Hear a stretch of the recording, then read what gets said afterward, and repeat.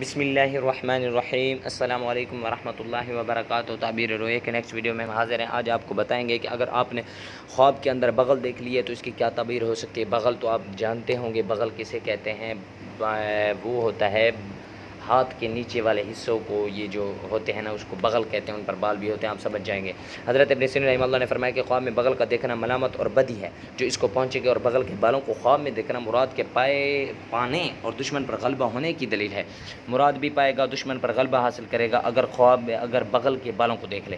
حضرت ابراہیم کرمانی رحمہ اللہ نے فرمایا کہ اگر کوئی شخص خواب میں دیکھے کہ اس کی بغل سے بدبو آتی ہے تو اس امر کی دلیل ہے کہ صاحب خواب مال حرام پائے گا۔ بغل سے بدبو کا آنا مال حرام پانے کی دلیل ہے۔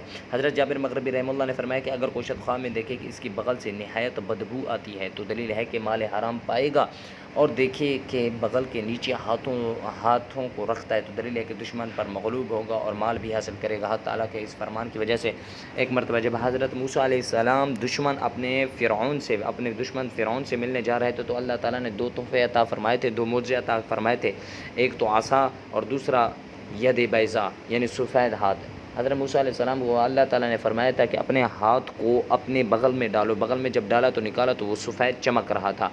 تو یہی آیات پیش کی اور اس پر اس کا مفہوم بھی پیش کیا، اور بعض اہل تعبیر بیان کرتے ہیں کہ مروت اور جوان مردی کے اٹھانے کی دلیل ہے۔ بغل کو خواب میں دیکھ رہے تو مروت ہے، جوان مردی ہے، اور اگر کوئی دیکھے کہ اس کے بغل میں کوئی نقصان نہیں ہے تو دلیل ہے نامرادی اور دشمن کے غلبے کی ہے، اور اگر دیکھے کہ اس کی بغل سے بدبو آتی ہے تو دلیل ہے کہ اس کو مشکل سے مال ملے گا، اور اگر دیکھے کہ بغل کے نیچے سے پسینہ جاری ہے تو دلیل ہے کہ اس پسینے کے اندازے پر مال کا نقصان اٹھائے گا۔ دعا ہے کہ اللہ ہمیں صحیح خواب سمجھنے کی توفیق عطا فرمائے اور اس پر عمل کرنے کی توفیق عطا فرمائے۔ وآخر دعوانا الحمد للہ رب العالمین۔